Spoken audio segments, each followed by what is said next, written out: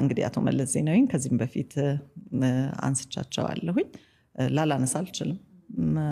በጣም መልካም ብዙ ነገሮች እንዳረግ በዛች ባገኙኝ በትንሽ ደቂቃ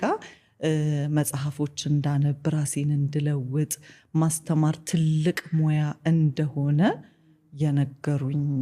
ሰው ናቸው እና ስለ እውነት ትራስቲንግ ለዛሬ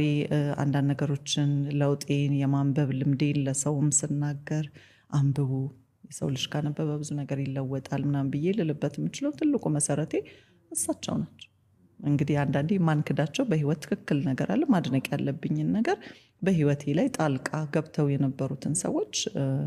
ሜንሽን ማድረግና ማመስገን ያለብኝ ይመስለኛል። ጨዋነትም ነው ማለት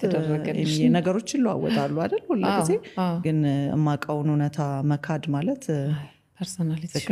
ይፈቅድልሽ አይመስለኝም እኔ ሳስብ